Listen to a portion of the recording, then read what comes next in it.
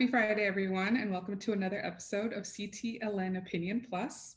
As you know, this is a space for our opinions where we talk about current events and questions the Latino community are curious to know. Today, we are joined by Michael J. Brandi. He has been the executive director, and general counsel for the Connecticut State Election Enforcement Commission since 2012. The commission investigates violations of state election laws and campaign finance. Michael, welcome. Thank you so much for joining us today. Thank you for having me. You must be very busy. When does voter registration end in Connecticut? Well, voter registration continues on until just prior to Election Day.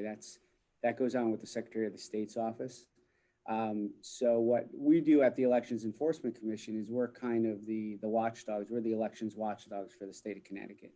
So our role is to handle the complaints and oversee effectively the campaign finance regime here in Connecticut. So you mentioned that you guys are the watchdogs, and it says on your website that you've investigated over 200 cases. What kind of cases do you mostly handle? Well, we have a variety of cases. Our responsibility is for handling any election administration and campaign finance violations in the state of Connecticut. So since I've been here in 2012, the actual number of complaints we received is probably in the realm of around 1,000 to 1,200 complaints we've resolved in that time frame. Complaints can vary. We have in the election administration realm, we deal with polling place violations, violations on bona fide residents, issues related to voter fraud. And on the campaign finance side, we're watching everything from impermissible expenditures and illegal expenditures to handling the Citizens Election Program, which is the public financing of elections at the legislative and executive level here in Connecticut. Let's talk about the Citizens Election Program. Sure. There was a report released last month by the election watchdog Commission Cause, which said that the Citizens Election Program helped remove a lot of special interest money from the Connecticut State Assembly, as well as put more diverse bodies into office. You described the CEP as a unicorn during that interview. Could you explain how the CEP works and why it's been so successful? Sure. So Connecticut, in the aftermath of the Rowland scandals in the early part of this century, back around 2005, implemented a whole series of campaign finance and elections reforms. The centerpiece of the reform was the creation of the Citizens Election Program. What that does is provide for legislative races, as well as all the constitutional races from governor down to state treasurer, comptroller, all those levels. It provides a public financing grant to candidates. So in return for accepting public monies to run their campaigns, candidates agree to certain expenditure limits and contribution limits. Within those limits include things like limits for lobbyists in terms of how much they can give, and a complete ban on state contractors' contributions to those candidate committees. So this year, for example, in 2020, the commission right now is in the final stages of our grant program. We've given out so far almost 312 grants to General Assembly candidates in Connecticut. And how much is a lobbyist able to give to a assembly candidate? So I'll kind of backtrack a little. So how it works is a candidate for, let's say, the House of Representatives, they have to raise a total of $5,300 in small dollar contributions between $5 and $270. A lobbyist can give no more than $100 in that amount. And in that $5,300, that's the total dollar amount they need to raise. But they also have to raise 150 of those contributions within their state representative district to show that they're raising monies and support from within their district. In return for raising those funds, they apply for the grant. And this Mhm. year, the grant is around $28,000 that they'll receive for the campaign. Now, the $28,000 plus the $5,300 that they've raised is the total limit that they can spend in their election. So a Senate race is very similar. It's just larger in size. So in that context, there's 300 contributions they have to raise within their district and $16,000 in small dollar contributions. And in return, they get a grant of approximately $100,000 for the election cycle. So sometimes there are almost parody-like candidates. How does one avoid giving a grant to someone like a Tiger King? So here's the thing: you have to also have a ballot position in order to obtain Mhm. a grant from the Citizens Election Program. So we have major party candidates who qualify, and then there can be petitioning candidates who qualify. But you have to show, in both contexts, you have to show sufficient support within your district, whether it's a senatorial district or a representative district, in order to qualify for the grant and then run your election. So again, in this cycle, we've given out almost 312 grants. The record we've Mhm. given was 317 grants back in 2018. And so what it does is the program has allowed for people who otherwise wouldn't be able to raise enough money to run a competitive race in Connecticut. It allows for a diverse group of people to run for office. So what we Mhm. found over the span of the course of, now we're on to our almost sixth election cycle with the Citizens Election Program, we found a more diverse group of candidates are now running, and more women and certainly African American Latinos are running in districts where they wouldn't otherwise run because of limitations on the ability to raise money. It's not Mhm. a, it allows for challengers certainly also to run primaries and to run in general elections where otherwise they might not be able to challenge a well-positioned incumbent. That is excellent. Definitely evens out the playing field a lot. Absolutely. Hmm. So, moving towards the upcoming election, I'm sure you've been very busy. What are some of your biggest challenges coming up this month? Well, as we're heading towards the last 30 days into the general election, I mean, first, what we want to do is always encourage everybody to get out there and vote. Everybody's vote needs to count and must count, and we want everybody out there to exercise the franchise and vote. There's no more important voice that we have as individual citizens than our right to vote. So we want to encourage everybody to do so, whether it be by absentee ballot, whether it's going to the polls themselves.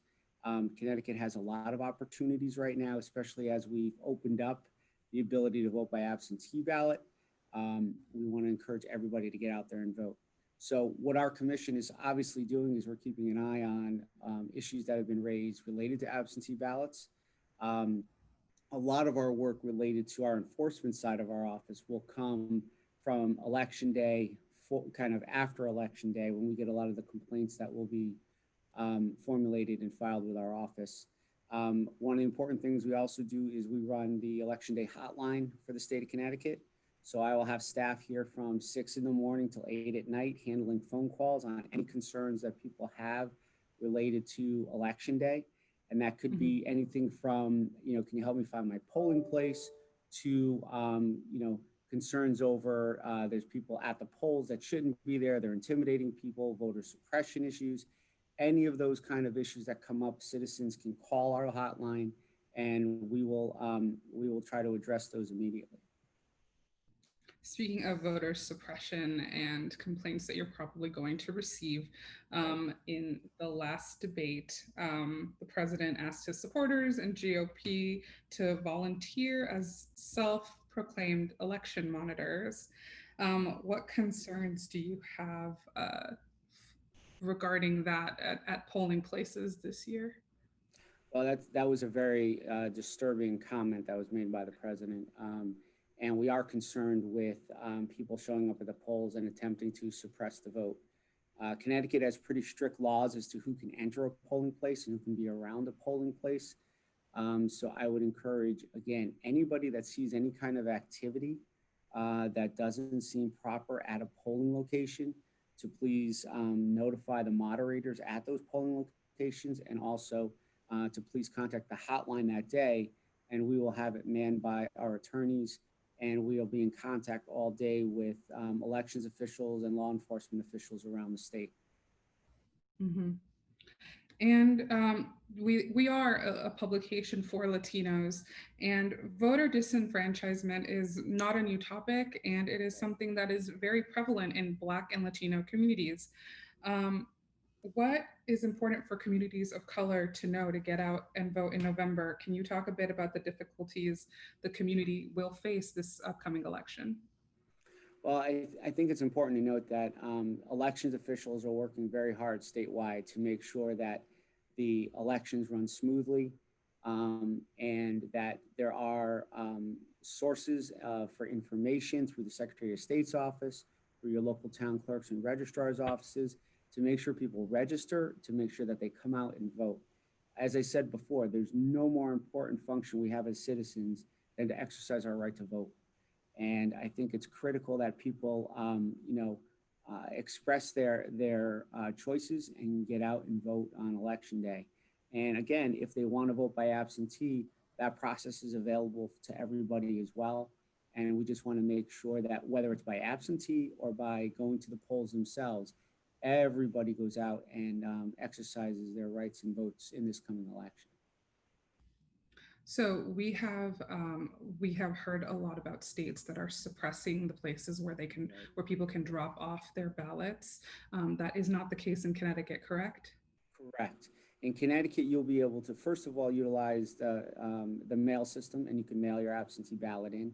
Second, at every single town hall in 169 cities and towns, every single town hall has a drop box where, and some towns have even additional drop boxes. There's a minimum of at least one.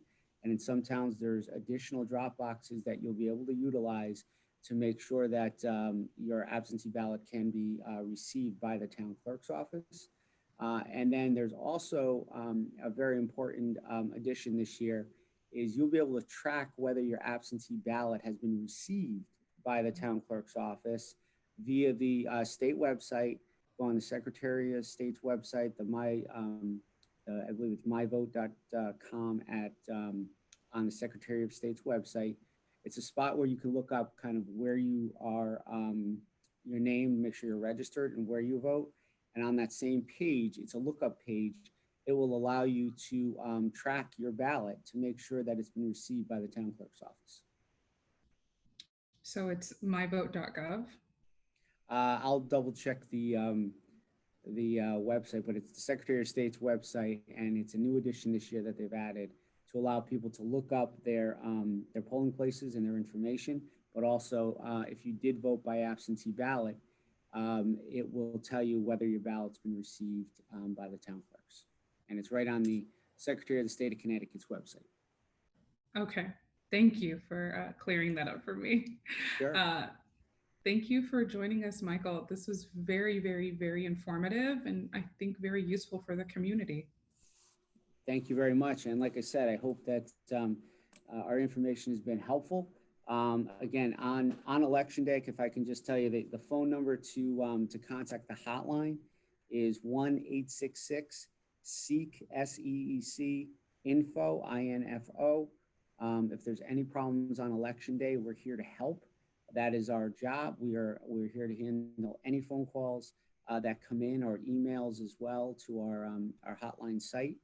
And I'd encourage everybody in your listening audience to make sure, again, this is an incredibly important function. Everybody gets out and votes. Thank you again. And to our fellow Latinos watching, please get out and vote. There's no greater responsibility as a citizen than to get out and vote. Thank you again, Michael, for joining us. All right, thank you. Yeah. Tune in next week for another episode. Follow us on Twitter at CTLN CTLN Latino News, and Instagram at CT_Latino News. I'm Savani Campos with CTLN Opinion Plus. See you next time.